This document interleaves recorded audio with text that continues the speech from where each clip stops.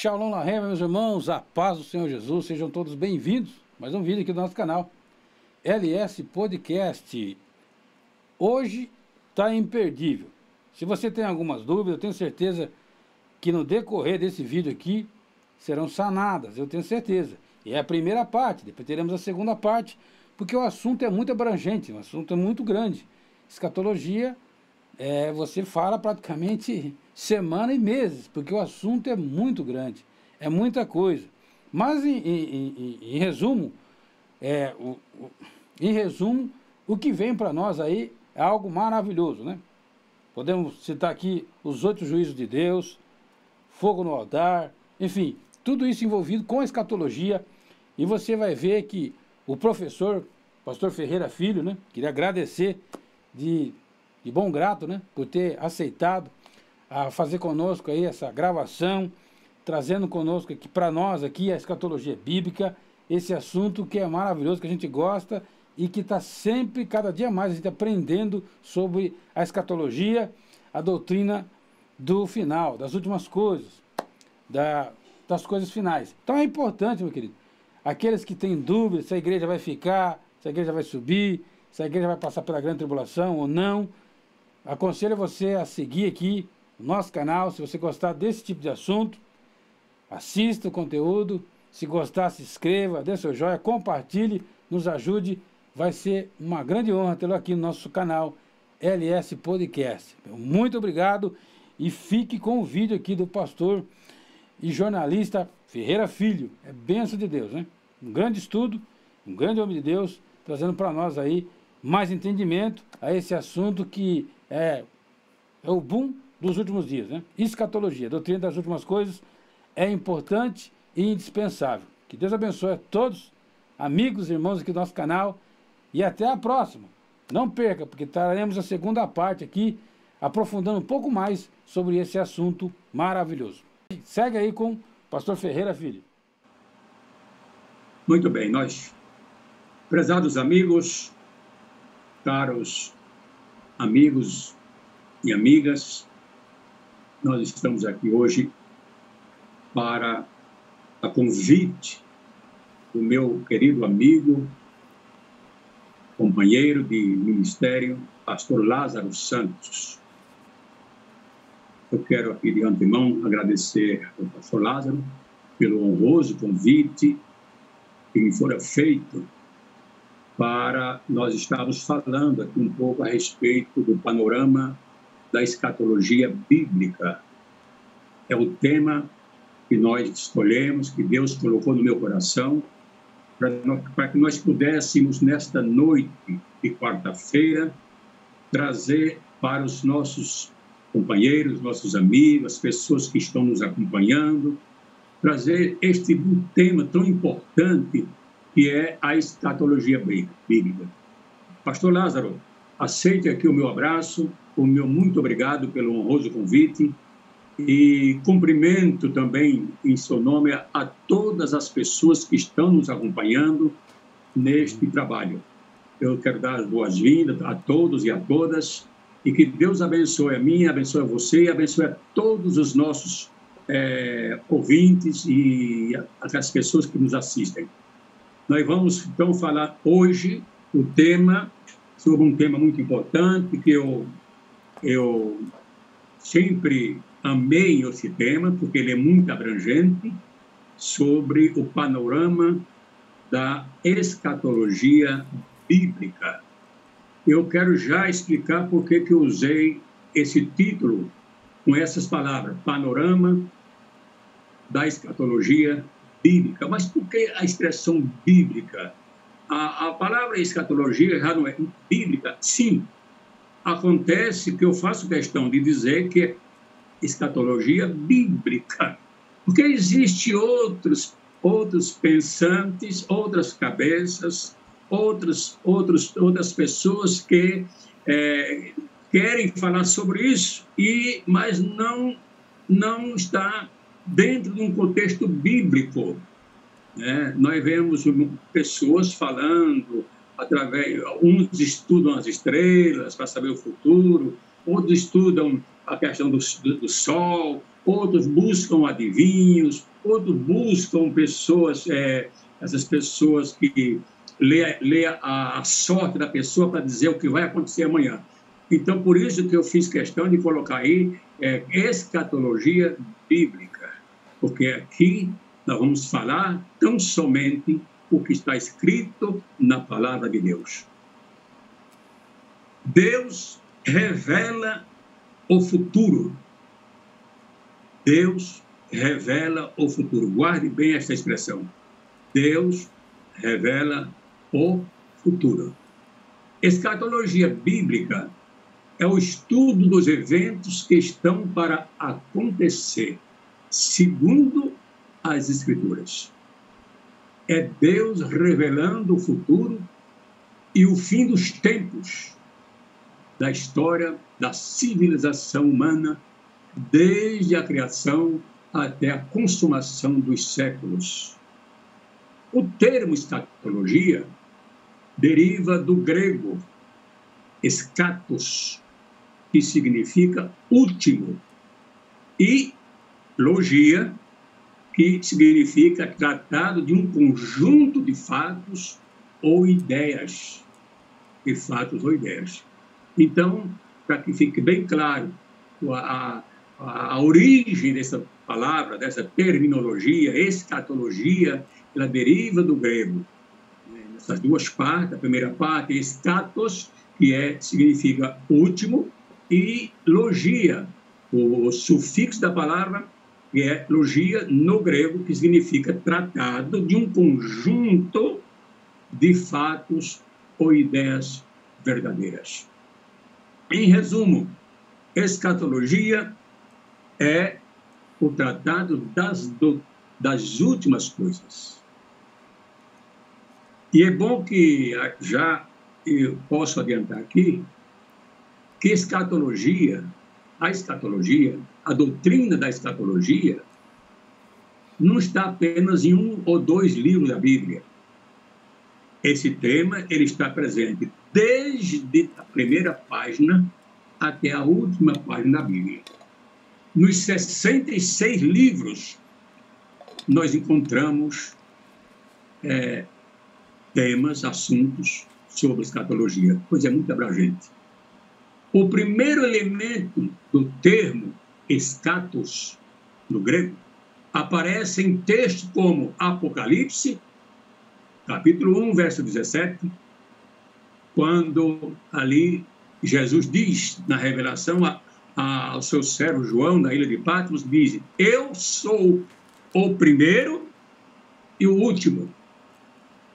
Apocalipse, capítulo 1, versículo 17. Eu sou o primeiro e o último. Então veja que a escatologia, eschatos, do grego, é último.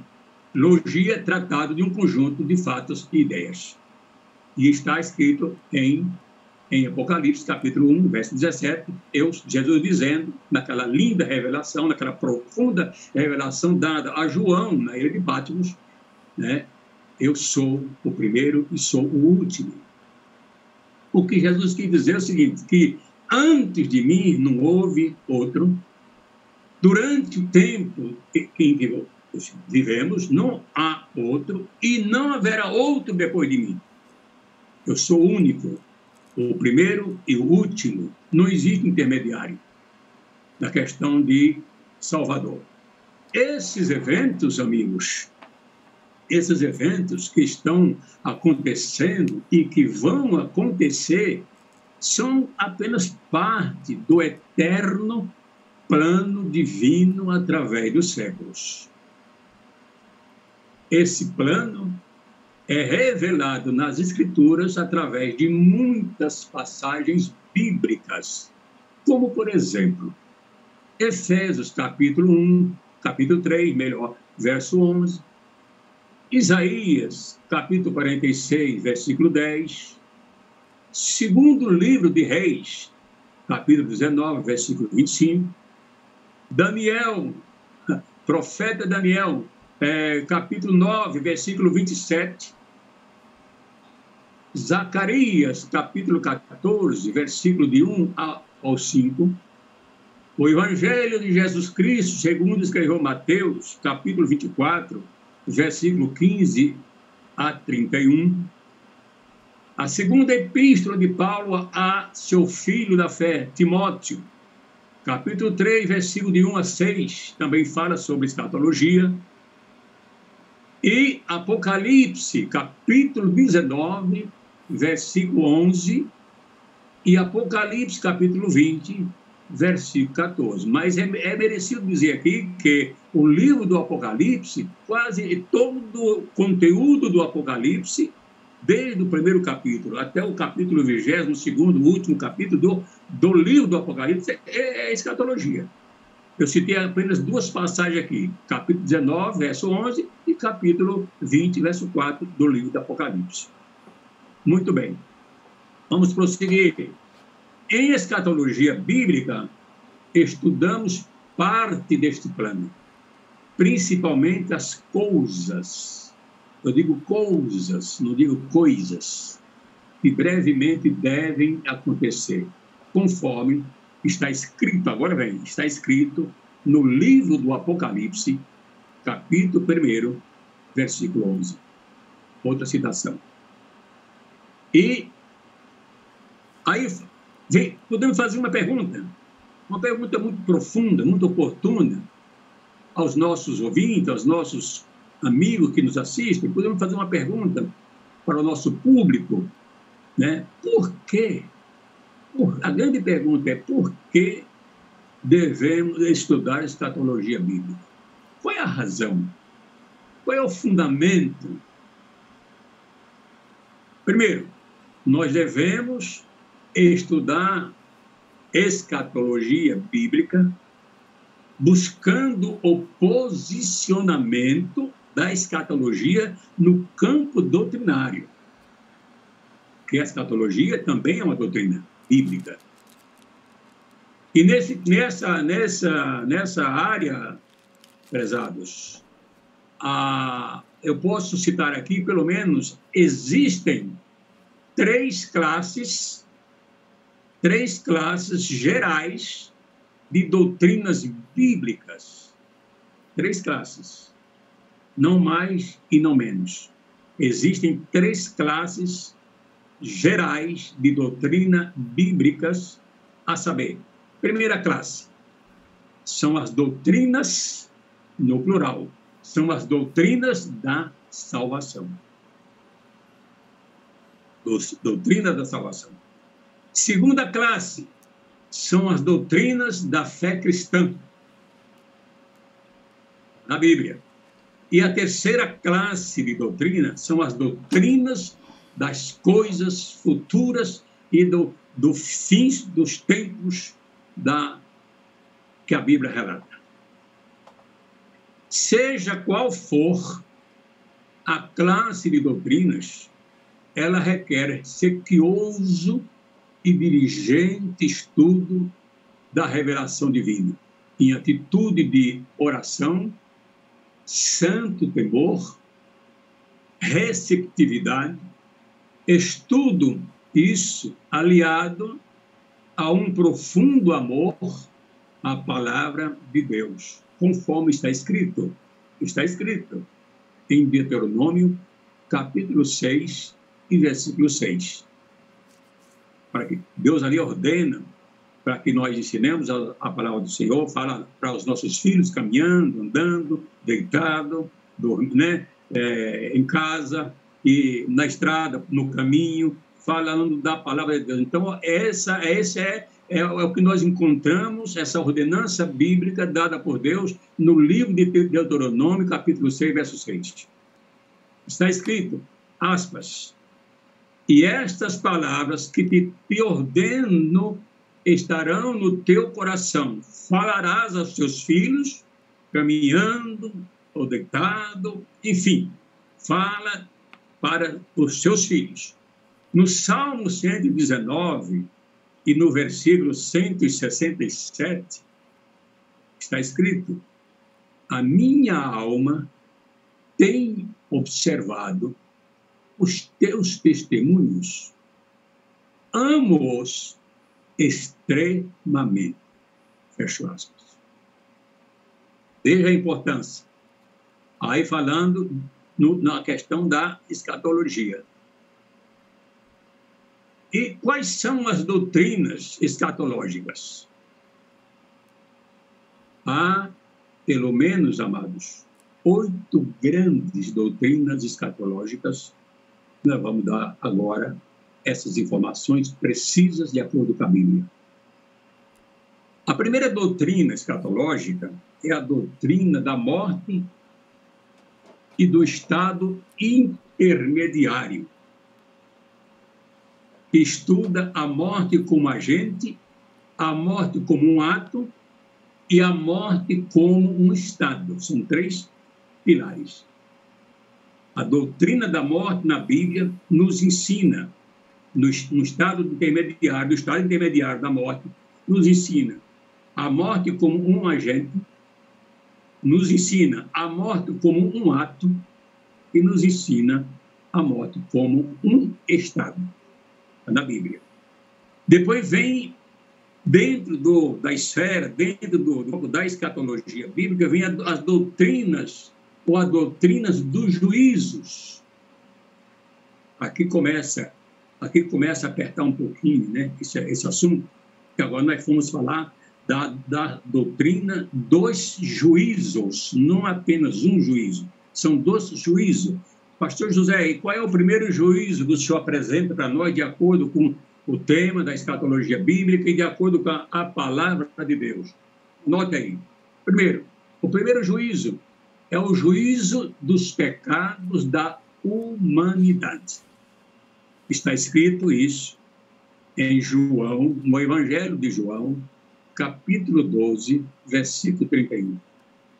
Está escrito também na segunda epístola de Paulo aos Coríntios, capítulo 5, versículo 21, onde ali podemos ler sobre o juízo dos pecados da humanidade. O juízo, o julgamento. Neste juízo, o homem é julgado como pecador. O homem é julgado como pecador. E o resultado desse juízo foi a morte, olha bem, foi a morte de Cristo na cruz.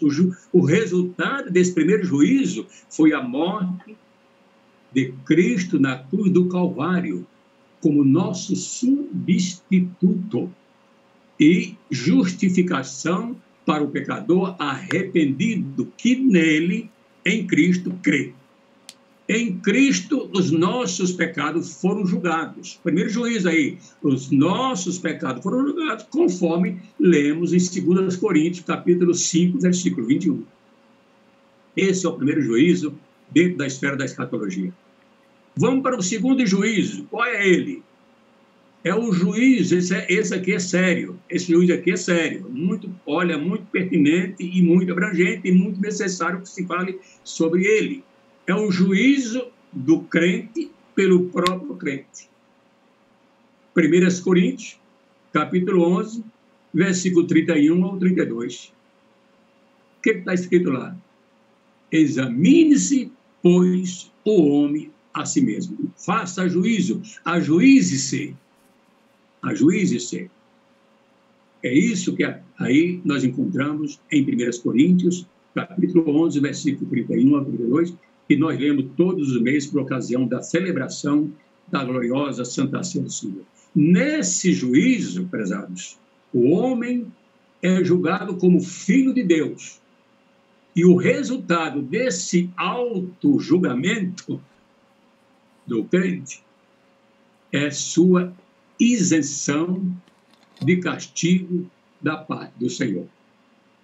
Quando eu faço uma análise dos meus pensamentos, quando eu faço um auto-julgamento das minhas ações, da minha conduta, da minha postura como cristão, da minha vida na igreja e fora da igreja, quando eu faço um auto-julgamento daquilo que sou, quando estou só, quando estou distante, quando estou longe da igreja, quando estou longe do meu pastor, quando eu estou dentro da igreja, quando eu estou cultuando a Deus, A análise é um julgamento que Paulo está dizendo. Ajuize-se, examine-se o homem a si mesmo. O segundo juízo é o juízo do crente pelo próprio crente.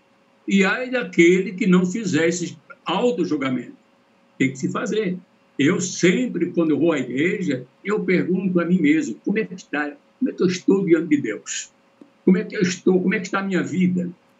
A vida do irmão tal e a vida do irmão tal, eu não sei como é que está ele, mas eu preciso saber como é que está, qual é a minha posição agora diante de Deus. Principalmente, não é porque é Santa Ceia. Esse juízo, esse auto-julgamento, eu devo fazer todos os dias, todas as manhãs, todas as noites.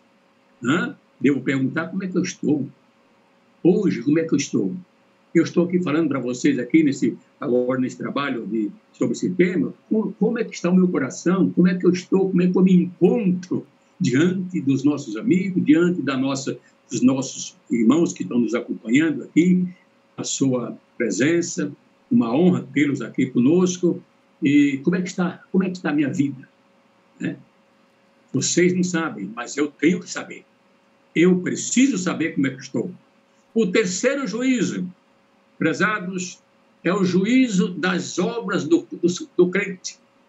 Está escrito em 2 Coríntios, capítulo 5, verso 10. Lá está escrito, o juízo das obras. E veja bem, nesse juízo, o crente é julgado como servo de Deus. Os pecados dos crentes foram já julgados na cruz. Nesse juízo são julgadas as obras feitas para com Deus. E o resultado desse juízo é a recompensa, é o recebimento de galardão ou a perda de recompensa do crente.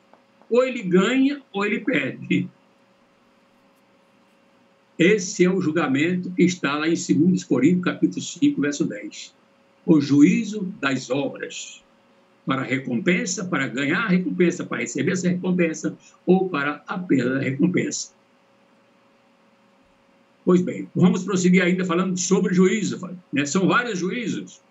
Isso é importante, porque está dentro da doutrina da escatologia bíblica. Agora nós temos o quarto juízo, é o juízo de Deus durante a grande tribulação. Agora chegamos no ponto-chave dessa nossa palestra, dessa exposição. O juízo de Deus durante a grande tribulação. Onde está escrito, pastor José? Está escrito em Daniel, capítulo 12, verso 11. Está escrito também no livro de 1 Samuel, capítulo 8, verso 7. No Evangelho de Jesus Cristo, segundo escreveu Lucas, o médico amado, capítulo 23, verso 18. Esse juízo. Ainda encontramos no livro dos Atos dos Apóstolos, no seu capítulo 7, versículo 51, está escrito sobre esse juízo, né, durante a grande tribulação. E Romanos, a epístola de Paulo aos Romanos, no capítulo 9 e no versículo de número 27. Você encontra essa classe de juízo que vai acontecer durante a grande tribulação. Olha, meus amados, veja, meus queridos, por que esse juízo? Existe uma causa. Primeira causa, Israel, escute bem isto e guarde bem isto no seu coração. Israel rejeitou Deus, o Pai.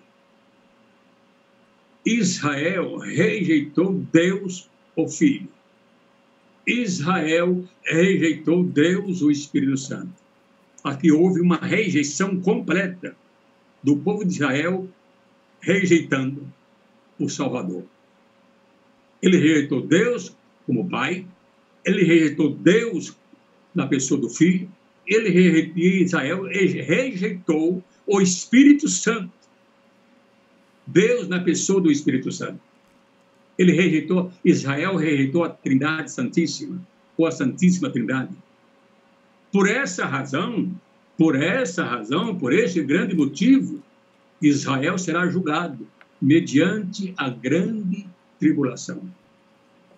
Veja, o resultado desse juízo será o remanescente de Israel se voltar para Deus, aceitando Jesus como seu Messias, por ocasião da sua vinda. Está escrito isso? Está. Onde está? Em Romanos, capítulo 9, versículo 27. Vamos para o quinto juízo. É o juízo das nações viventes, meu Deus. O juízo das nações viventes. Pastor, onde está escrito? Mateus, capítulo 25, versículo de número 30 ao 46. Mateus 25, 31 ao 46. O resultado deste juízo é que nações serão poupadas e nações serão aniquiladas. Basta ler Mateus 25, repito, versículos 31 ao 46. Você vai encontrar tudo isso que eu estou afirmando aqui. Nações sendo poupadas, porque se voltaram para Jesus, e nações sendo aniquiladas, porque rejeitaram o Salvador. Haverá poupado de um lado e haverá aniquilação do outro lado. Vamos para o sexto juízo. O assunto é muito amplo, é muito profundo, daí porque eu reforço que estudemos escatologia bíblica. O sexto juízo que vai acontecer, esse aqui, quase todos já sabem, mas é bom lembrar. É o juízo do diabo e seus anjos. Apocalipse, eu vou citar bem devagarzinho para que todos anotem, todos prestem atenção, que isso não é fruto da minha cabeça, isso está aqui nesse livro santo, nesse livro aqui, na Bíblia Sagrada. Todos esses juízos estão aqui, dentro da esfera do panorama da escatologia bíblica. O juízo do diabo e seus anjos. Apocalipse, capítulo 20, versículo 10. Segunda epístola de Pedro, capítulo 2, versículo 4. E primeira epístola do apóstolo Pedro, capítulo 6, versículo 3. Anote aí. Guarde esses versículos. Aí está o juízo do diabo e seus anjos. Vamos para o sétimo juízo. Está vendo como a Bíblia é profunda? Está vendo como ela é abrangente, esse tema? O tema da escatologia. Vamos para o sétimo juízo que vai acontecer. O sétimo juízo que a Bíblia nos fala, que a Bíblia nos ensina, a palavra de Deus, que é a fonte de informação verídica, verdadeira, substanciosa, pão da vida, a palavra de Deus. Tudo que eu quero saber do passado, do presente e do futuro está na Bíblia. Eu não preciso buscar adivinho, eu não preciso buscar videntes, consultar videntes, adivinhos, cartomantes, para saber o meu futuro, se eu encontro tudo isso na Bíblia. Ora, Spence, um pesquisador inglês, ele levou 39 anos estudando com sua equipe de mais 11 cientistas para descobrir os 5 absolutos do universo, da criação do universo. Eles morreram 39 anos pesquisando, depois morreram sem descobrir essa verdade, que já está escrito no primeiro capítulo, no primeiro versículo da Bíblia, lá no Gênesis. Até meu netinho de 3 anos já sabe disso. Esse homem, esse grande cientista, esse renomado cientista com a sua equipe, eles pesquisaram durante 39 anos sobre os 5 absolutos do universo. E morreram sem descobrir. Coisa que hoje as nossas crianças da escola bíblica dominical já sabem. É só ler. É só ler. Eu vou ler aqui. os 5 absolutos que esses homens estudaram durante 39 anos, quase 40 anos, para descobrir o mistério os 5 mistérios da criação. O tempo, primeiro mistério. A ação, o primeiro mistério. A energia, o segundo mistério. O espaço, o quarto mistério. E o quinto mistério, que eles morreram sem saber, coitados. É a matéria. Está no Gênesis, capítulo 1, verso 1. Olha aqui, no princípio criou. Aqui nós encontramos ação. Primeiro absoluto da criação. Ação, criou. Deus, energia, poder. Aqui a outra ação, que eles não descobriram durante 39 anos de pesquisa. Qualquer criança da igreja sabe. Vamos para o terceiro o absoluto do universo, da criação do universo. Qual que é? Os céus, o espaço. Olha que coisa simples. Aqui nós encontramos o terceiro, que é o espaço, os céus. Criou os céus. Depois vamos para o quarto, o quinto, a terra, quer dizer, a matéria. Aqui estão os 5 absolutos da criação do universo. Gênesis, capítulo 1 e verso 1. Essa equipe de 12, né, 11 mais um líder, cientista, pesquisaram 39 anos para descobrir esse versículo que está aqui escrito no capítulo 1 de Gênesis, verso 1, e eles morreram sem saber, sem descobrir o que eles estavam buscando. Coisa que qualquer criança na igreja sabe. Entendeu? Isso aqui é escatologia também. Vamos adiante. Vamos adiante, porque tem muita coisa. Maravilha. Vamos adiante, que o tema é profundo, é abrangente, requer muita atenção e muita determinação. Eu falei sobre a doutrina, eu falei sobre os juízos, né? Os juízos, e chegamos no 7º juízo. Vamos agora para o 8º juízo. O que acontece? Vamos ver aqui, o 8º. Aí vem, de juízo, nós vem para uma doutrina, na sequência, doutrina da ressurreição. Está dentro do estudo da escatologia, da ressurreição. E aí, eu quero informar, graças àquilo que a palavra de Deus nos revela, há 2 classes, né, de ressurreição. Há 2 ressurreições, ou 2 ressurreições. Há dos justos e há dos injustos. Havendo um intervalo de 1000 anos. Aqui agora nós vamos entrando exatamente na esfera da escatologia bíblica.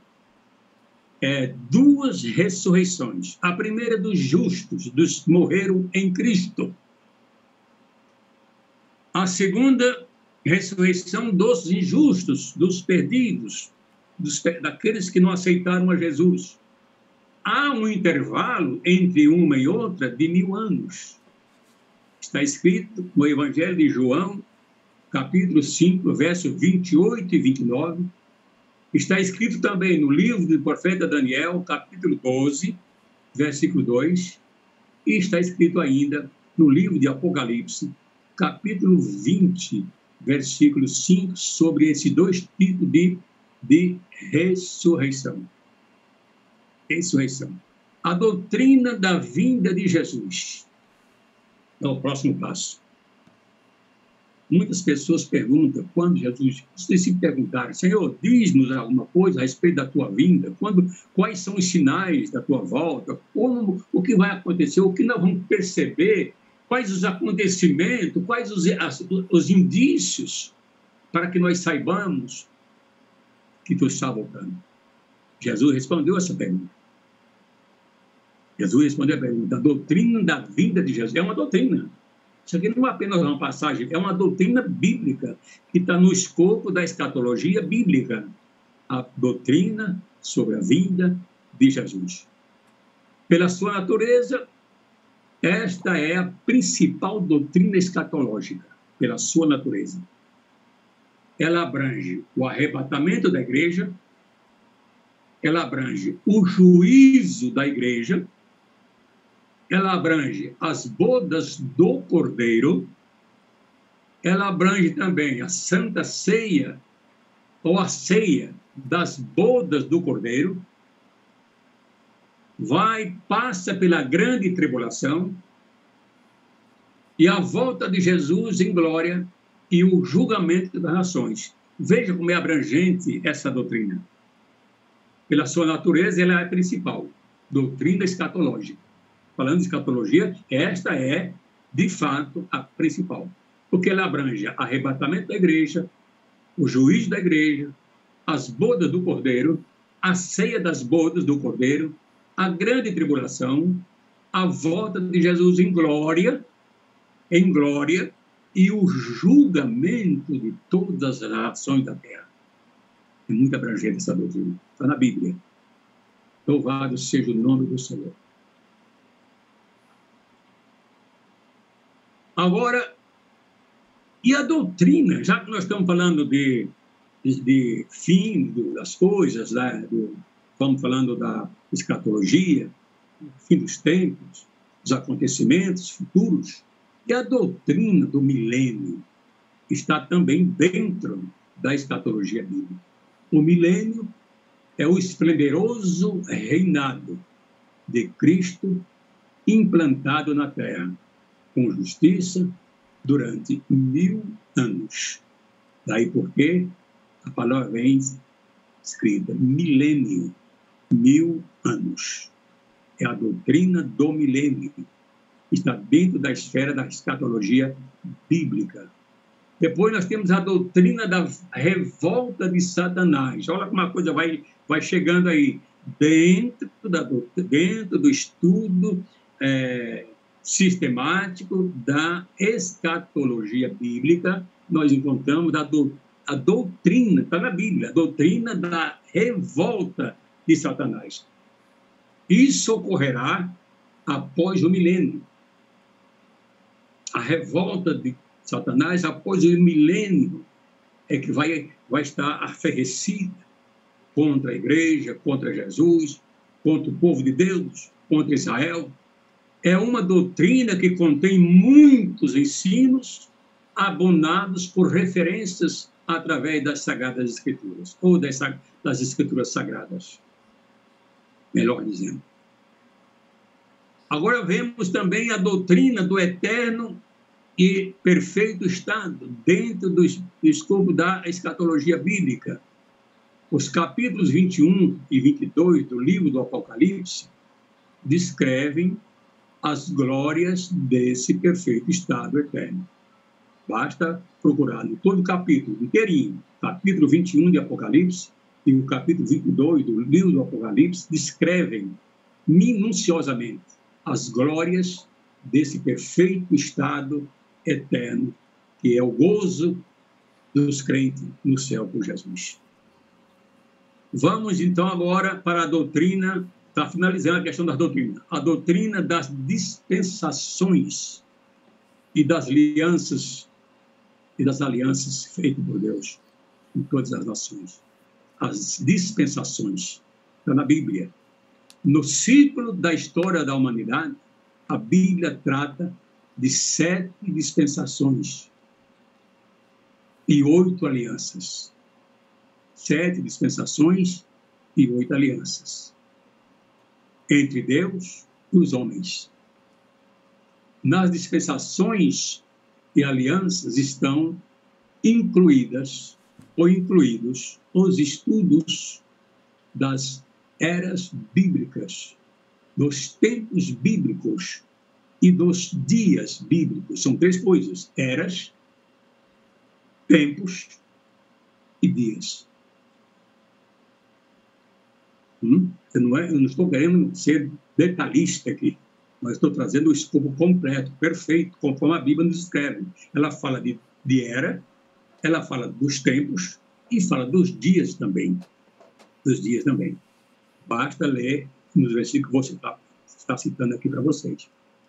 É por meio do estudo sistematizado, amados, da doutrina da escatologia bíblica que encontramos respostas precisas, elucidativas e conclusivas sobre a chave dos mistérios do fim dos tempos e sobre os acontecimentos que ocorrerão no final da história da humanidade. É somente através do estudo sistematizado das doutrinas escatológicas que você e eu aqui nós vamos poder conhecer com precisão, com respostas conclusivas, definitivas, sobre a chave dos mistérios do fim dos tempos e sobre os acontecimentos que ocorrerão. Estou jogando para o futuro.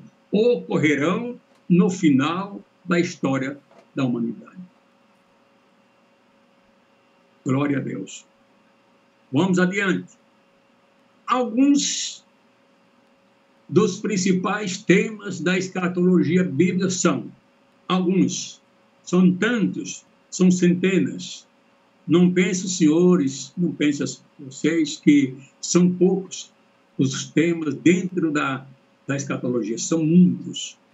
Levaria aqui meses falando sobre esse tema com vocês. Por exemplo, essa fala de hoje aqui, que eu estou gravando aqui, eu levaria numa igreja 4 dias para falar isso aqui. 4 dias. Seria dividir isso em 4 partes. Mas nós estamos aqui sintetizando, resumindo, porque o nosso tempo também não é tão grande, né? Vamos lá.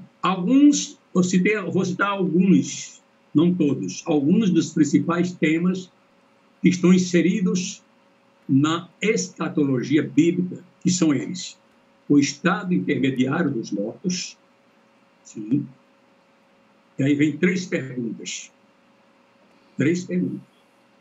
Há muitas pessoas que fazem essas perguntas. Quais são as perguntas? Primeiro, onde estão os mortos? Muitas pessoas me perguntam isso. Pastor, onde estão os mortos? Meu pai morreu, minha mãe morreu, meu irmão morreu.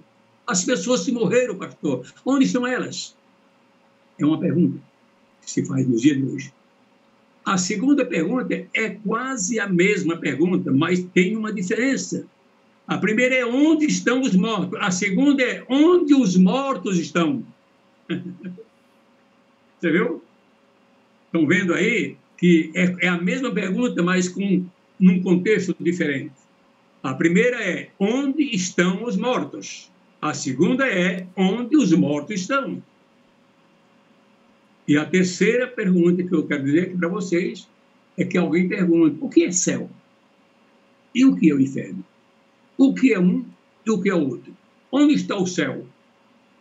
Uns dizem que esse espaço que nós estamos vendo aqui, outros dizem que está mais no segundo, outros está no terceiro, outros estava lá. Eu vi uma certa pessoa dizendo que existem 9 céus. Eu não encontrei isso na Bíblia.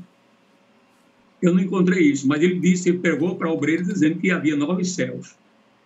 Eu não sei aonde que ele arrumou o 4º, o 5º, o 6º, o 7º, o 8º e o 9º. É muito céu, né? 3 nós encontramos na Bíblia. O céu dos céus.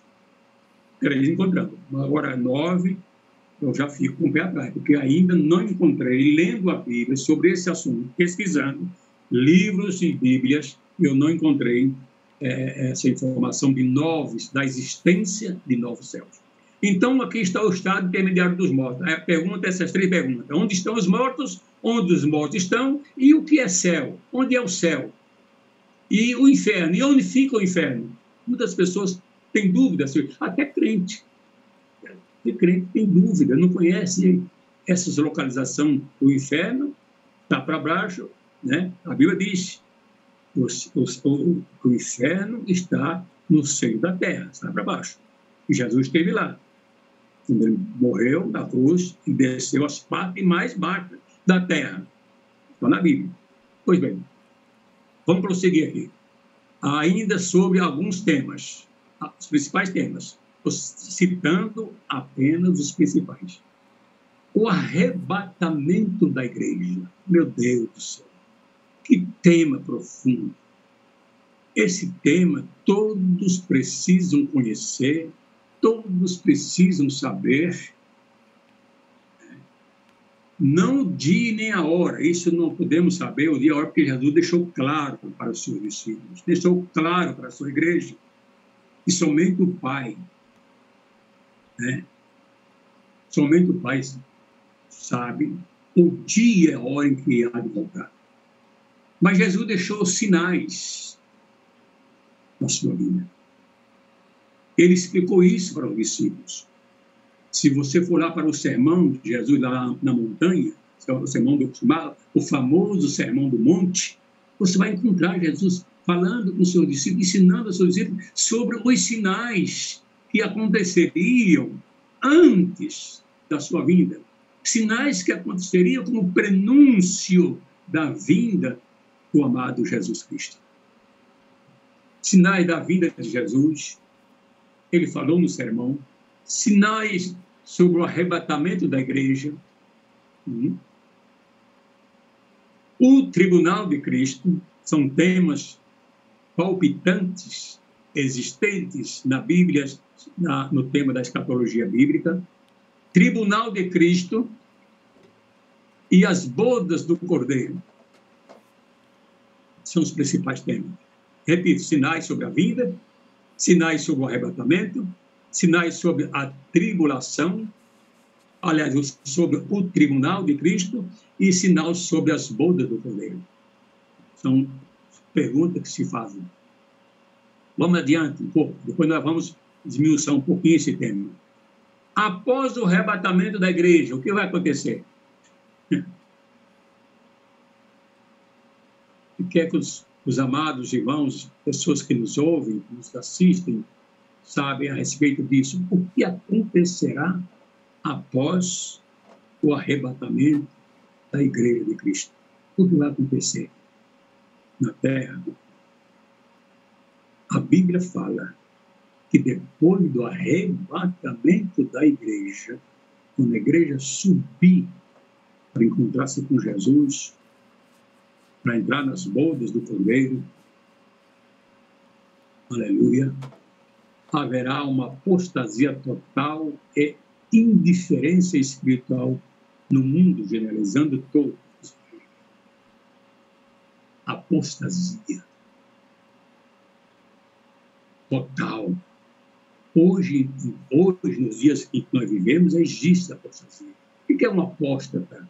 Apóstata é aquela pessoa que professou sua fé em Cristo, confessou seus pecados a Cristo, recebeu o perdão, a regeneração, a justificação, participou do culto, do louvor, da adoração, da ceia do Senhor, e depois decidiu se afastar, decidiu abandonar. Isso significa uma apostasia. O que isso vai acontecer depois que a igreja for arrebatada. Também. Aí vai acontecer isso na escala aritmética e na escala geométrica, de modo assustador. Mas veja o que vai acontecer na sequência. Haverá também a predominância, depois do arrebatamento, a predominância de uma confederação de nações. Algumas nações, algumas não, uma predominância de uma confederação, a Bíblia fala de civilização, confederações de nações, depois do arrebatamento. Depois do arrebatamento da igreja, haverá também a destruição da nação do norte e seus satélites. E depois do arrebatamento da igreja, vai acontecer, depois que a igreja for arrebatada, olha só o que vai acontecer, está na Bíblia, uma conversão em massa de judeus. Aí vem uma conversão em massa de judeus, que hoje eles rejeitam a Cristo, rejeitam ainda, porque eles estão esperando o Messias prometido. Prossigamos. A grande tribulação, o que significa? Você já ouviu esse termo muitas vezes, né? Grande tribulação. O que significa a palavra tribulação? Você não precisa pegar um super dicionário, não. Pode pegar um dicionário simples, que vai dizer lá que tribulação significa comprimir com força absoluta, com força total, comprimir. É como se você estivesse no lagar, pisando sobre as uvas, para tirar das uvas ali o suco. Comprimir a força. Comprimir é como a cana na moenda. Quando passa uma cana na moenda para tirar o caldo, né, gostoso da cana de açúcar, assim é o sentido da palavra tribulação. Comprimir com força. Comprimir com força total. Isso vai acontecer após o arrebatamento da igreja. O surgimento, aí vem um personagem, nesse período, surgimento do anticristo. Vem o surgimento de uma super igreja, depois do arrebatamento da igreja de Cristo, vai aparecer uma certa igreja e uma super, uma mega denominação, querendo arrebanhar as pessoas, querendo fazer alguma coisa. Vai ter também o surgimento do falso profeta, na sua totalidade, na sua plenitude. Falso profeta na sua totalidade, na sua plenitude, na sua altivez. Porque hoje, nos dias em que nós vivemos, existem falsos profetas. Eu conheço alguns. Eu posso aqui citar nomes que não me comprometem. Eu posso citar aqui, tenho liberdade de citar aqui nomes para vocês, de pessoas que profetizou, né, a vida de Jesus já anos atrás e isso não aconteceu. Teve alguém que marcou o dia, e a comunidade inteira esperando Jesus, e depois se suicidaram, falso profeta. Eu conheci, e eu acho que vocês também conheceram, um homem, eu vou citar o nome dele, não tenho, é verdade, não é mentira, um tal de Omar Cardoso. E ele tinha um programa de radiofônico, e ele falava a sorte das pessoas, você passa ligar para ele ganhou muito dinheiro com isso, vendeu muito isso. As pessoas ligavam, tinha uma audiência tremenda, né?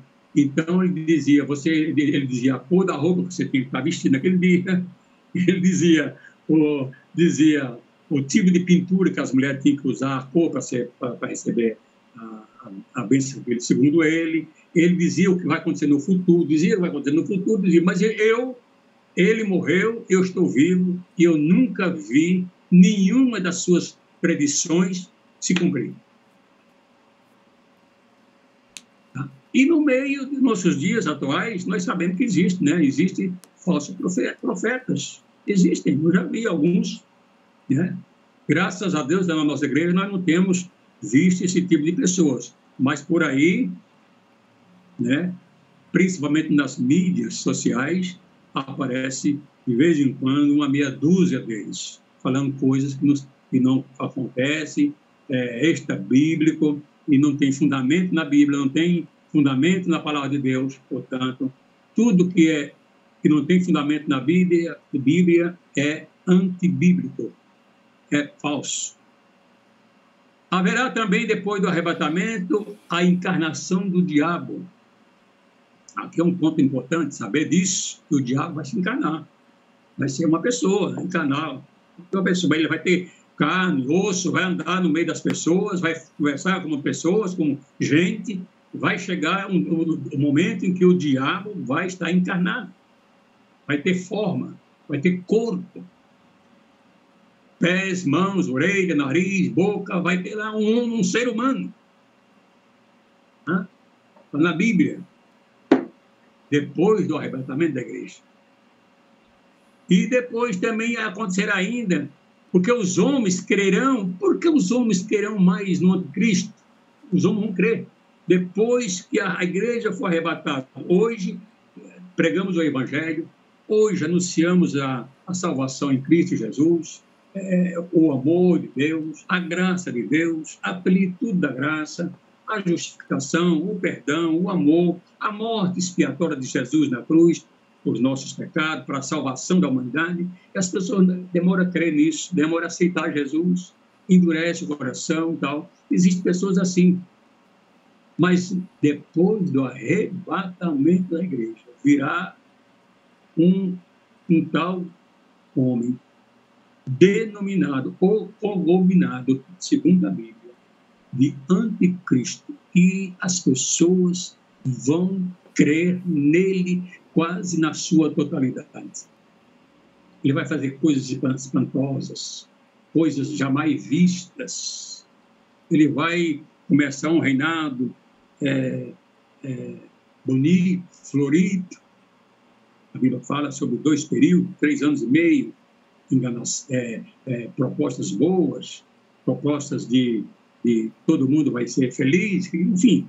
Mas depois dos 3 anos e meio, começa então essa primeira fase, a fase da pré-tribulação ou da tribulação. Depois vem a grande tribulação, que é depois dos 3 anos e meio, que é uma fase agora, né, vai mostrar verdadeiramente o papel dele, de enganador, de mentiroso, de falso, né, o anticristo, que vai estar em evidência no segundo período da grande tribulação. A Babilônia mística vai acontecer também depois do grande arrebatamento da igreja. E o número 666 vai aparecer, vai ser ofertado nesse período pelo anticristo, a besta, o falso profeta. O número 666 que vai no dorso da mão ou na testa, quem receber esse número, há uma condenação decretada, não há salvação, e quem não concordar com ele vai ter que pagar com a vida, vai ter que se esconder nos montes. Alguns vão pedir que as rochas caiam sobre ele. O sofrimento vai ser tão grande nesse período, a perseguição vai ser tão ferrenha nesse tempo da grande tribulação, né, que tem pessoas que vão clamar, vai chamar a morte vai estar de férias, a morte vai ter férias por 6 meses, né? Para ninguém morre. Olha só que coisa. E a volta de Jesus? No final da grande tribulação. E a volta de Jesus com a igreja glorificada, os anjos, a corte angelical. Vai haver, nessa segunda volta de Jesus com a igreja foi arrebatada, a igreja foi para o céu, está lá com Jesus, participou das bodas do Cordeiro, agora a igreja volta com Jesus para reinar. Jesus implantará o seu reino aqui na terra durante 1000 anos. Aí haverá a derrocada completa dos governos da terra. Aí não haverá quem o bom, quem é esse, quem é aquele, quem é isso. Não. Vai haver uma derrocada completa dos governos da terra. Vai acontecer a batalha do Armagedon na planície de Jezreel, monte de Egito, e o julgamento das nações também vai acontecer nesse tempo, quando Jesus estiver voltando para a sua igreja. O julgamento das nações que rejeitaram a Cristo. Aleluia. Vamos prosseguir, meu irmão. Vamos prosseguir adiante. Depois estabelece o milênio, que é 1000 anos.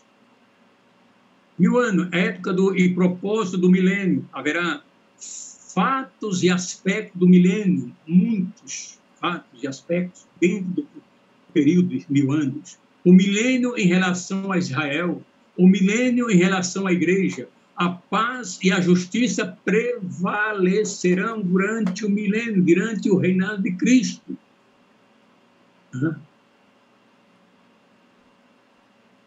a paz prevalecerá, a justiça prevalecerá na terra durante o milênio.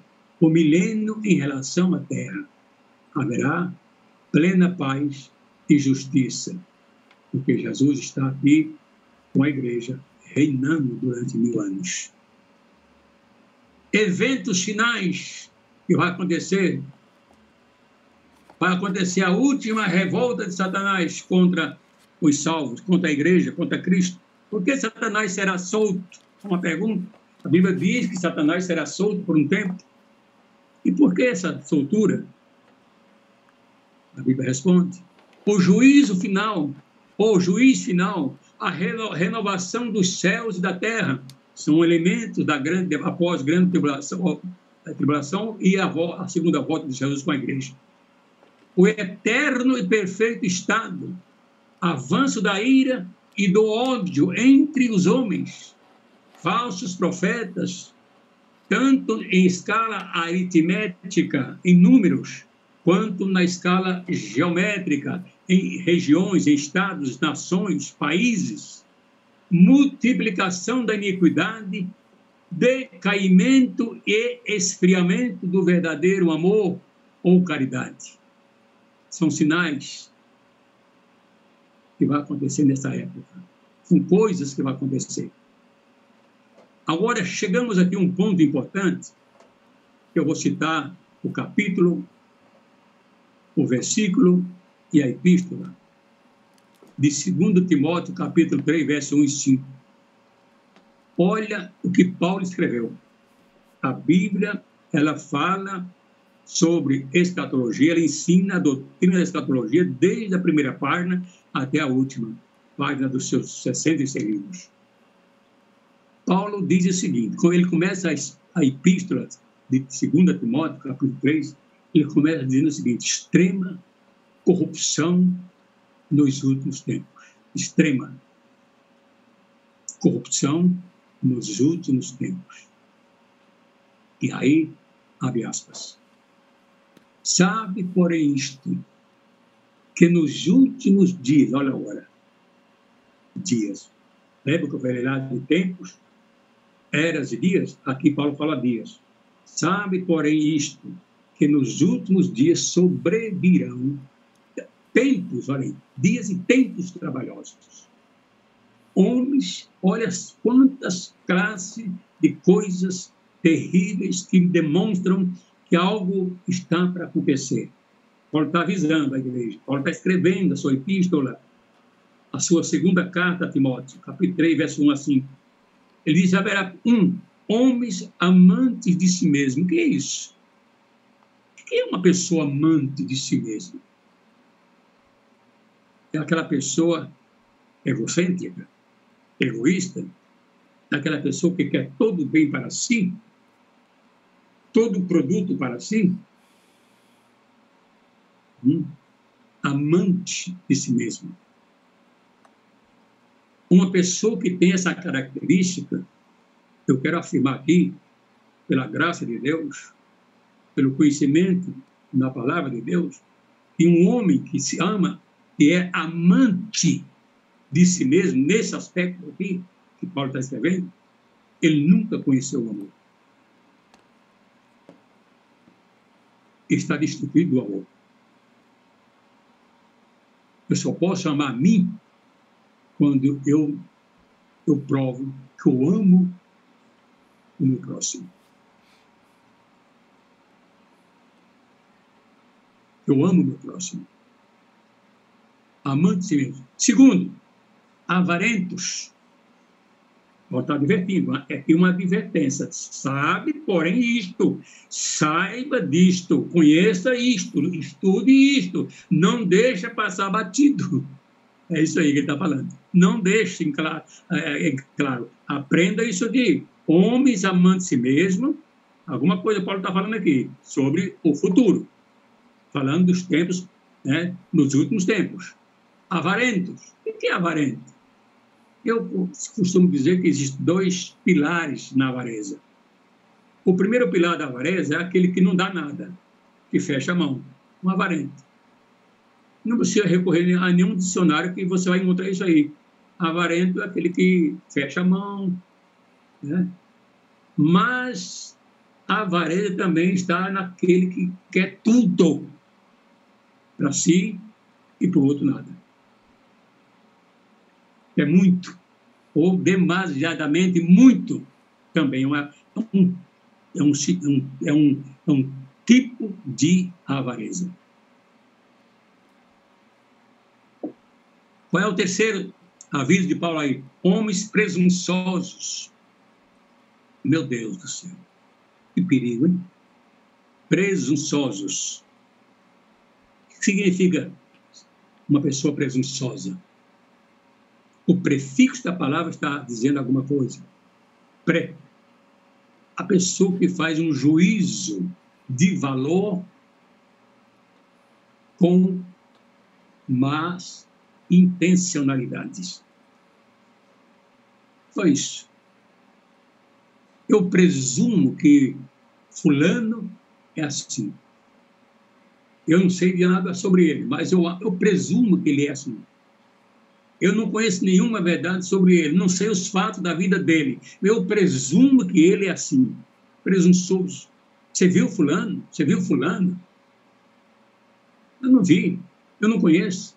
Mas tem pessoas que faz presunçosamente ideias sobre as pessoas.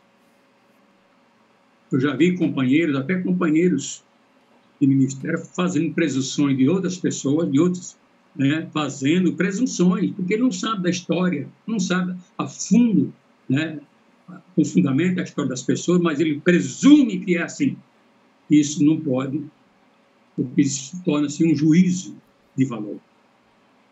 Paulo prossegue dizendo, soberbos. Tem gente soberba, não? Tem gente que conhece alguém por aí, algum soberbo? O que significa ser um soberbo? Não precisa nem ficar batendo muito nessa tecla aqui, que todo mundo sabe o que significa um soberbo, né?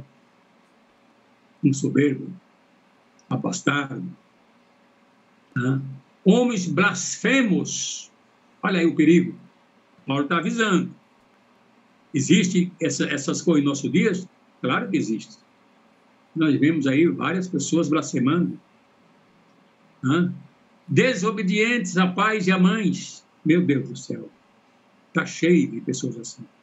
Ingratos. Meu Deus. A ingratidão. Profanos. Sem afeto natural. Olha aí. Sem afeto natural. Irreconciliáveis. Você já viu aquela pessoa que você pede perdão para ela, pede reconciliação, pede clemência e é negado? Você conhece alguém assim, meu irmão? Você chega, eu errei, eu fiz querendo acertar, errei querendo acertar, eu não era para fazer isso, mas fiz. Só tive consciência depois que fiz, estou aqui para consertar, estou aqui presente para confessar, eu quero me reconciliar, quero voltar, quero recomeçar. Não tem mais espaço para você. Irreconciliáveis, meu Deus, isso é um perigo. Caluniadores.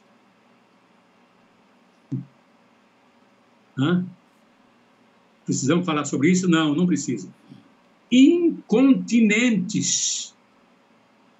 A lista é grande. Incontinente. O que é uma pessoa incontinente? O que significa a palavra incontinente? A palavra incontinente é uma coisa que você não pode conter, você não pode segurar. É perda de domínio absoluto. Entendeu? Você fica à mercê dos fatos, dos acontecimentos, das coisas, das ofertas, e você não sabe sair. Incontinência. É um desconforto a pessoa de incontinente, porque ela faz coisa fora até mesmo, ela não quer nem fazer, mas faz porque não consegue conter-se, não consegue domínio próprio. A Bíblia chama de domínio próprio. Aqui Paulo vem com a palavra incontinentes, que não se contém, que não se avalia. Certo? Aí vem outra, cruéis. Essa é forte, hein? cruéis nos últimos tempos. Sem amor para com os bons. Misericórdia. Sem amor para com os bons. Certamente eu entendo que Paulo está dizendo sem amor para com os bons, mas para com os maus, muito amor. Que não é amor, mas é a aparência de amor. Mas valoriza mais os maus do que os bons. Aqui Paulo usou o termo, sem amor para com os bons. Literalmente está escrito assim. Está escrito assim. Em 2 Timóteo, capítulo 3, verso 1 e 5. Tem mais algum detalhezinho aqui que Paulo fala também. Diz assim, traidores. Olha como a lista é grande. Traidores. Meu Deus do céu. Isso é um perigo, hein? Conviver com traidores é um perigo. Jesus conviveu com esse tipo de pessoa. Obstinados. Olha aí, obstinado. Teimoso. Teimoso. Cabeça duras. Olha outra aí. Orgulhosos. Gente metida. Gente que acha que o nó da gravata é mais relevante do que as pessoas que estão à sua volta. Que a cor da gravata, que o tipo, a marca do seu sapato, que a etiqueta do seu terno, orgulhoso pelo carro que tem, pela casa que tem, pelos bens que conquistou, claro.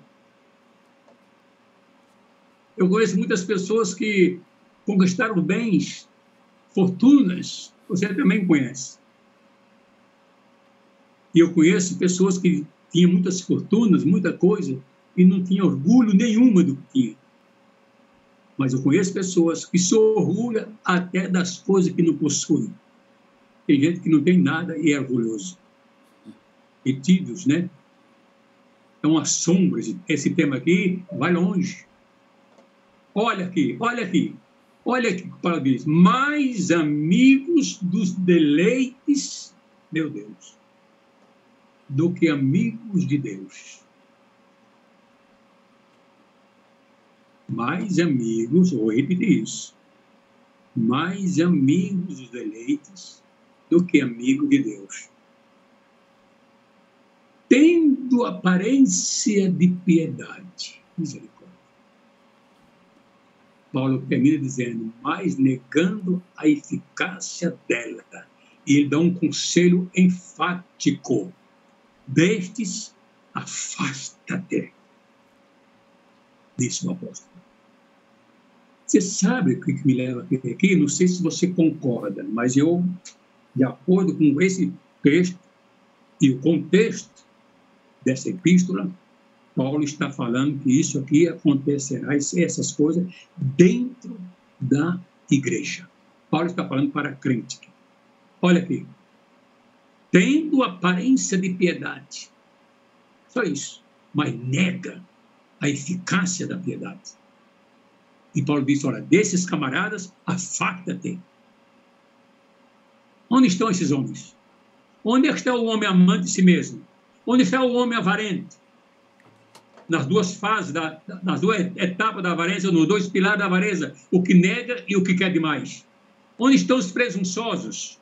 Onde estão os soberbos? Onde estão os blasfemos? Onde estão os desobedientes, os ingratos, os profanos, sem afeto natural, irreconciliáveis, caluniadores, incontinentes, cruéis, sem amor para com os bons, traidores, obstinados, orgulhosos, mais amigos dos deleites do que amigo de Deus? Tem uma aparência, apenas um cartão, um visual de piedade, mas nega a eficácia dela. E Paulo diz, olha, afasta destes, sai fora desse grupo. É o conselho que Paulo está dando. 2 Timóteo, capítulo 3, verso 1 a 5, que é escrito essa passagem. Eu posso afirmar sem dúvida, sem a menor dúvida, que esse contexto que Paulo está escrevendo, ele está escrevendo das coisas Ele diz para Timóteo, sabe, Timóteo, cuidado, Timóteo, que a tua volta vai ter esse contingente de homens com essas características. E vai descreve cuidadosamente, zelosamente, as características dos homens, que nós acabamos, que eu não vou chamar de qualidade, né? E nem de defeitos. Paulo já descreveu o suficiente para nós entender quem são esses homens. Está claro. Olha, prezados, eu costumo dizer, agora para trazendo aqui uma parte mais para os nossos dias, eu costumo dizer que na vida do homem de Deus, na vida de um pastor, de um ministro do Evangelho, na vida de uma mulher de Deus, e na vida de um jovem que serve a Deus, que adora a Deus, na vida de um cristão autêntico, deve ter fogo em 7 ocasiões, em 7 pontos. Pastor, o que é que o senhor quer nos ensinar com isso? Sim, eu vou citar aqui,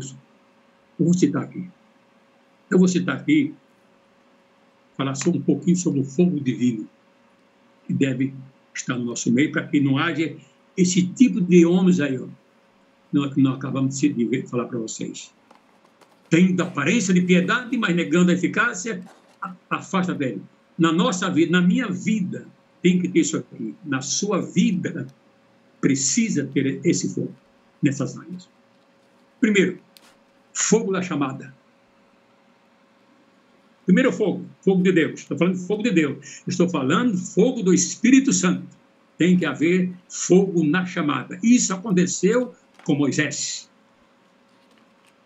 Quando Moisés recebeu o chamamento divino, quando Deus chamou Moisés, convocou Moisés para um trabalho específico, ministerialmente falando, era ministério. Moisés foi chamado dentro de uma sarça, ele viu fogo que ardia na sarça. Está escrito isso, todos sabem disso, né? Êxodo capítulo 3, versículo de 1 a 3.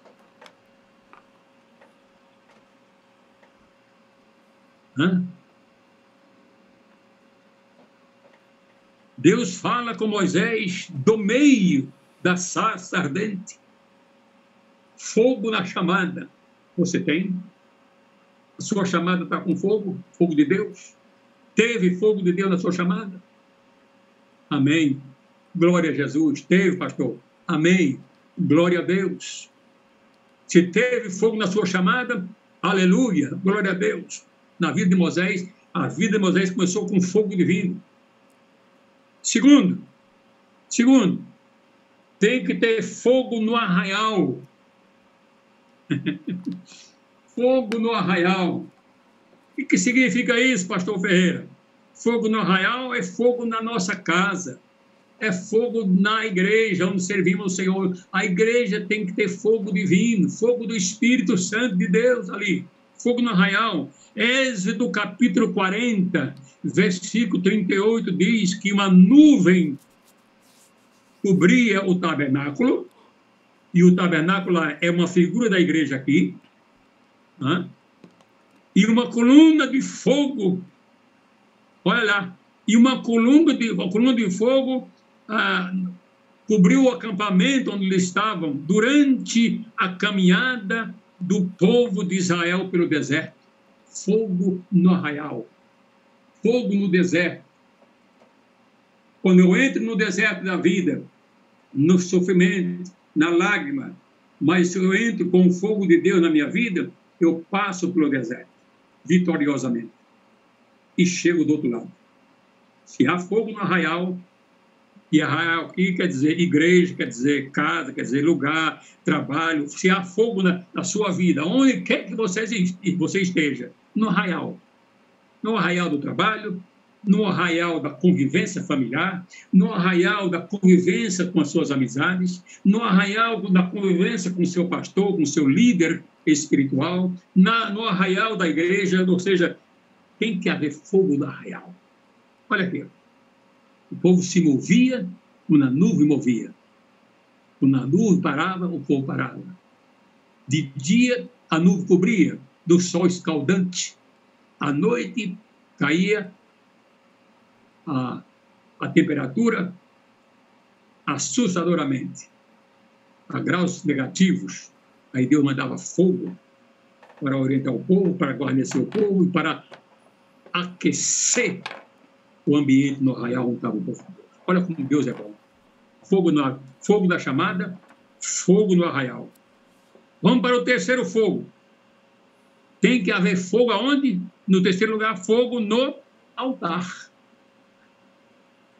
Levítico, conhecido de todos nós, 6, verso 12. O fogo arderá continuamente sobre o altar e não se apagará. Fogo no altar. O meu altar tem fogo. O seu altar de adoração tem fogo.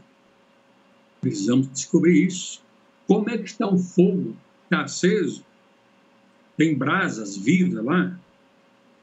Ou só tem cinzas? Fogo no altar. E Deus diz, ó, o fogo arderá.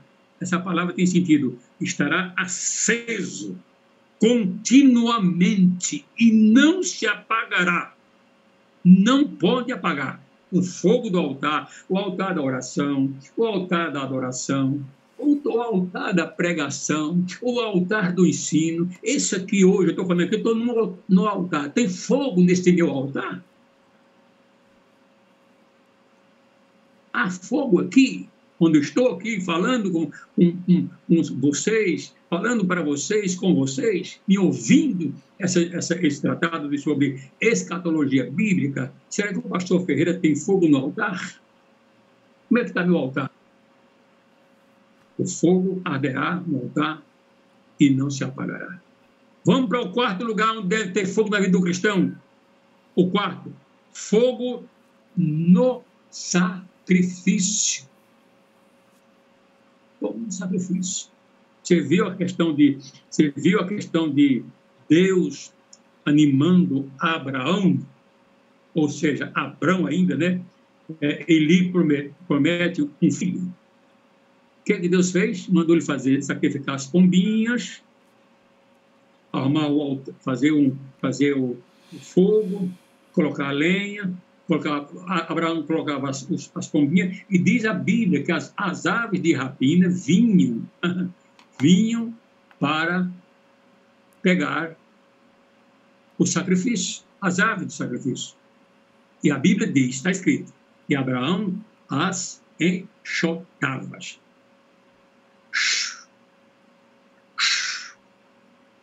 E as aves de rapina vinham ali.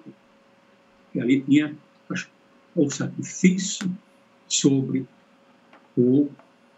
tinha as pombinhas do sacrifício que Deus pediu. E foi nesse momento que Deus fez a promessa de um filho.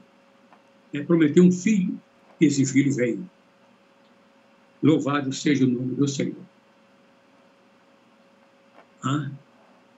Eu pergunto, meu irmão, quando você está sacrificando a Deus, tem fogo? Na vida de Abraão teve. E é um momento difícil. Você está sacrifício, a Bíblia diz sacrifício santo e agradável. Não é carregar um peso nas costas, né? 100 quilômetros, né? Não é subir um morro de... Não era disso. Não estou falando disso, não. Estou falando do sacrifício de adoração, de louvor. Sacrifício. O que a Bíblia diz? Sacrifício santo e agradável a Deus, que é o vosso culto racional. É esse sacrifício. Tem que haver. Tem que haver aí fogo. Fogo. Havia fogo na vida de Abraão, no sacrifício de Abraão. Quinto lugar em que deve haver fogo. Fogo na palavra. Fogo na palavra. Segundo Reis, capítulo 1, versículo 9 a 14, Elias diante do rei Acasias. Foram lá enviados três comandantes, vamos dizer assim, né? Com 50 soldados. O primeiro chegou lá, disse: homem de Deus, foi mandado do rei. Homem de Deus, o rei mandou você descer conosco. Quer falar com você. Homem de Deus, disse para Elias. Elias respondeu assim: olha, se eu sou homem de Deus, desça então fogo do céu e consuma você, capitão, e os seus soldados. E na mesma hora, na palavra do profeta, quando ele acabou de proferir a palavra, desceu fogo e consumiu o capitão com seus soldados. Primeiro grupo. Chegou a notícia para o rei.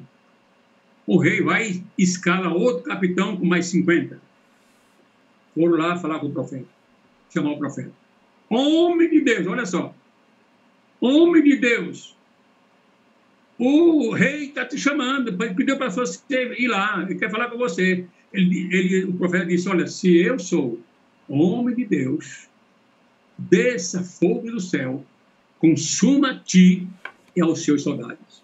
E a Bíblia diz que desceu fogo pela segunda vez, desceu fogo e consumiu mais 50. 100 já foram varridos.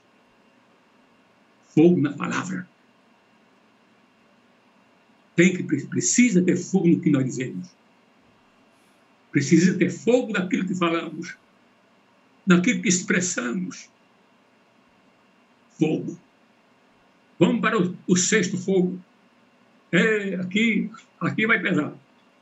Fogo. Fogo aonde, pastor Ferreira? Onde mais deve ter fogo? Fogo na oração.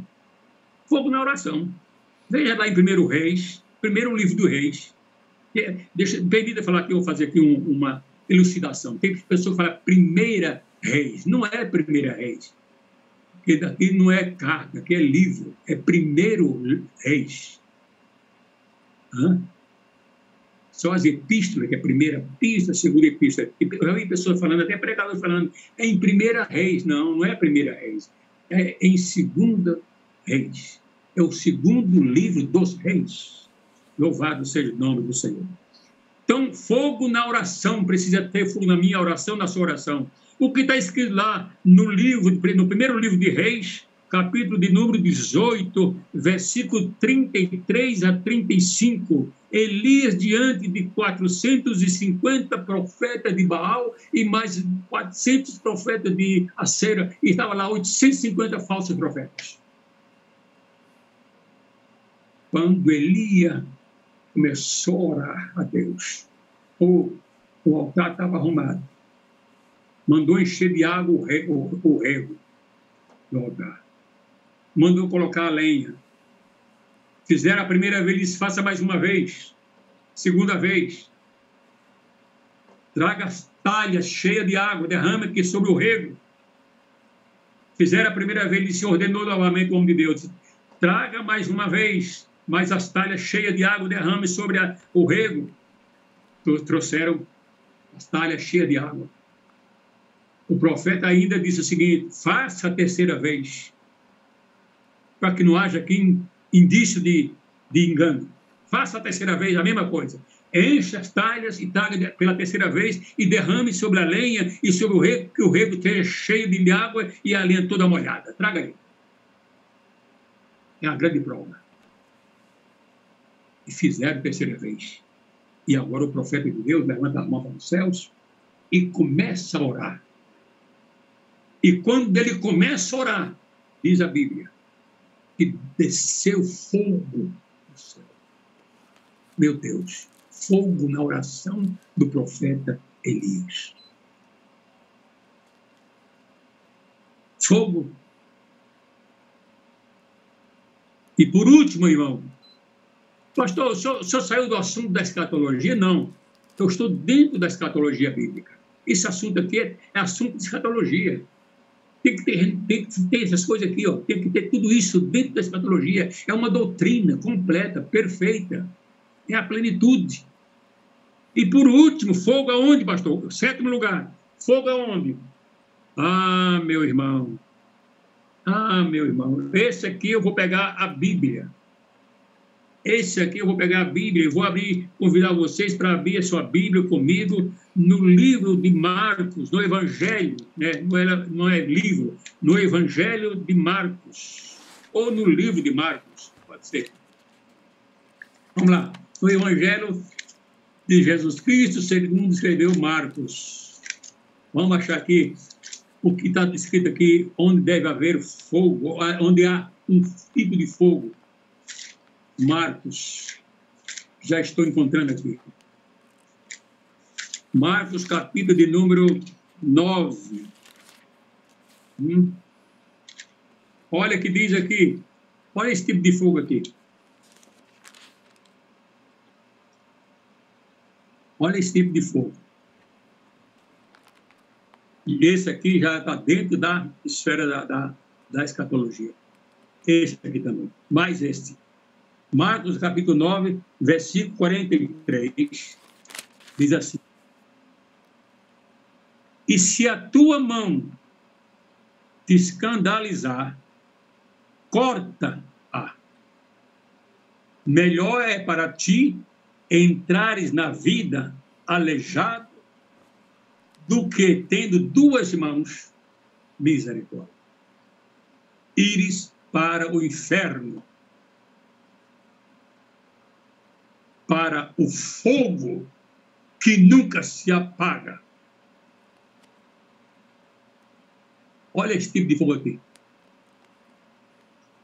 Falamos sobre 6 fogos de Deus na nossa vida. Agora preciso falar sobre esse fogo também. Veja o versículo de número 44 comigo, na sequência. Onde o seu bicho nunca morre e o fogo nunca se apaga. Falando do inferno. O fogo lá no Hades. Ou Geena, na linguagem hebraica e grego. Vamos aqui, vamos ler o versículo 46 e 48. Vamos ler o 46. Quem diz o 46? Onde o seu bicho não morre e o fogo nunca se apaga. Vamos para o 48 agora. Né? Vamos para o 48. Onde o seu bicho não morre e o fogo não se apaga. Repetiu. Esse é um tipo de fogo. Agora, que você quer ver a finalização desse fogo aqui, terrível, vamos lá para o livro de Apocalipse. Vamos lá. Ande comigo um pouquinho na Bíblia. Vamos lá para o livro de Apocalipse, no capítulo de número 21, o penúltimo capítulo do livro do Apocalipse, o livro da revelação divina. Vamos lá para o capítulo 21 e o versículo 8. Leamos. 21, verso 8 diz assim, ó. Mas quanto aos tímidos e aos incrédulos e aos abomináveis e aos homicidas e aos fornicários e aos feiticeiros e aos idólatras, quanta classe de pessoas aí vem, e a todos os mentirosos, a todos, a sua parte será no lago que arde com fogo e enxofre, o que é a segunda morte. Esse tema aqui de Apocalipse faz parte do estudo sobre a escatologia bíblica. Fogo. Fogo na chamada, fogo no arraial, fogo no altar, fogo no sacrifício, fogo na palavra e fogo na oração. Para não ir para esse fogo do Apocalipse.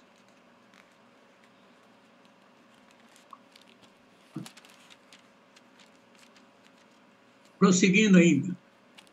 A revelação plena da grandeza, da justiça, da santidade, do poder e da soberania divina.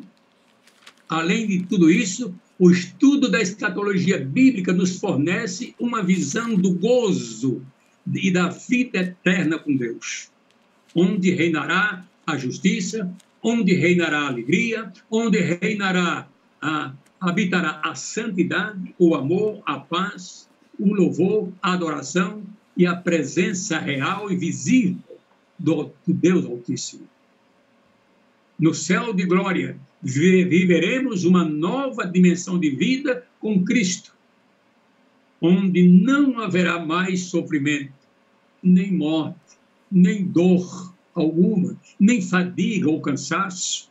Viveremos numa santa cidade, sob o governo de Deus, que transcende todas as perspectivas meramente humanas.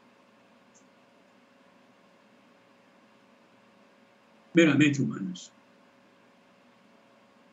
Algumas passagens da Bíblia que abordam temas escatológicos da mais grande profundidade, da mais excelência para o conhecimento humano. Zacarias, se você ler o livro de Zacarias, no capítulo 14, verso 1 a 5, diz assim, estou falando sobre escatologia aqui agora. Eis que vem o dia do Senhor, Zacarias 14, 1 e 5. Eis que vem o dia do Senhor, em que os seus despojos se repartirão no meio de ti. Porque eu ajuntarei todas as nações para a peleja contra Jerusalém, e a cidade será tomada. E as casas serão saqueadas, e as mulheres forçadas, e metade da cidade sairá para o cativeiro, mas o resto do povo não será expulso da cidade. E o Senhor sairá e pelejará contra estas nações, como pelejou no dia da batalha. E naquele dia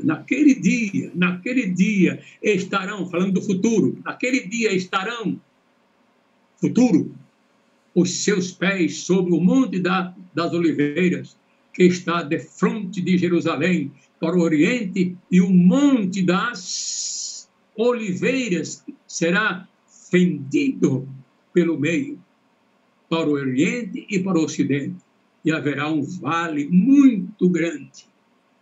Maravilha!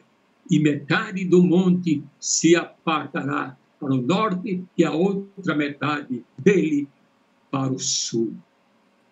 Isso está no contexto da escatologia.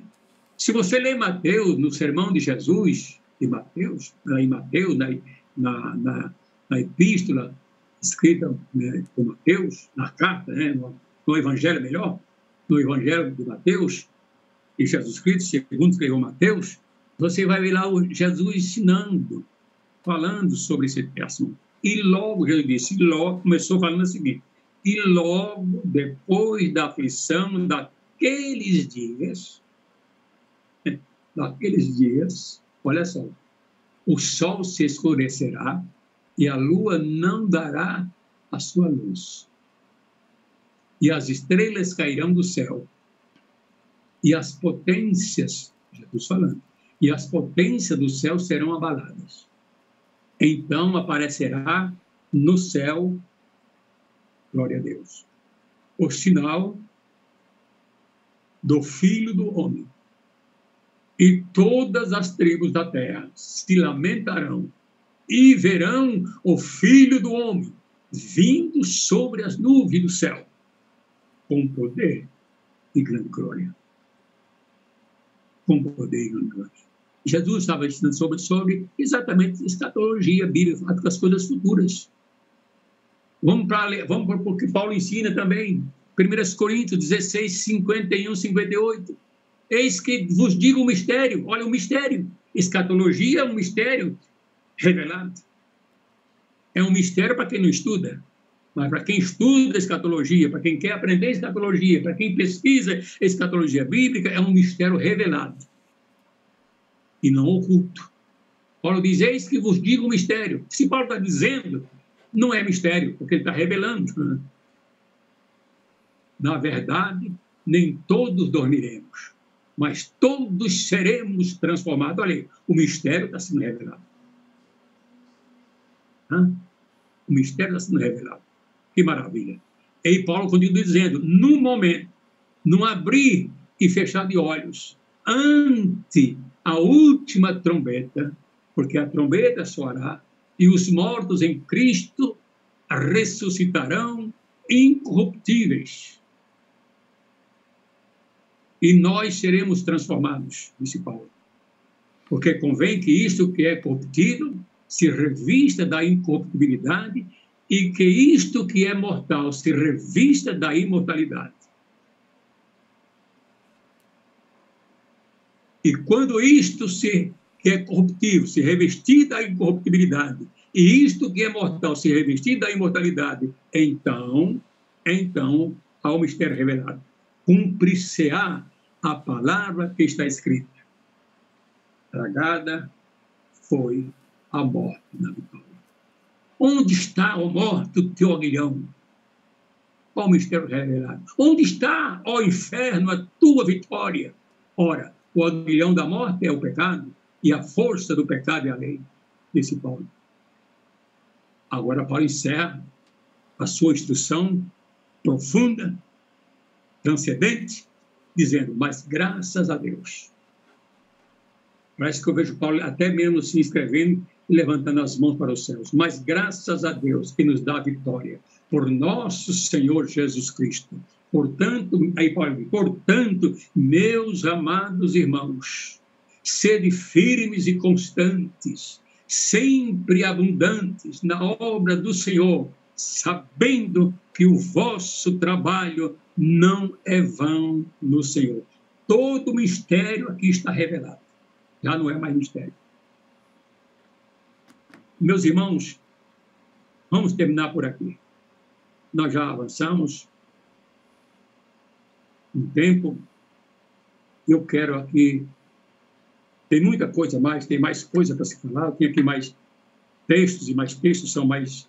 Tem outro tanto de coisa, de informação a respeito desse tema, e nós deixaremos, então, para uma outra ocasião, para o pastor Lázaro, se ele nos convidar, nós estaremos prontos para fazer uma conclusão focado exclusivamente no aspecto da doutrina da escatologia bíblica.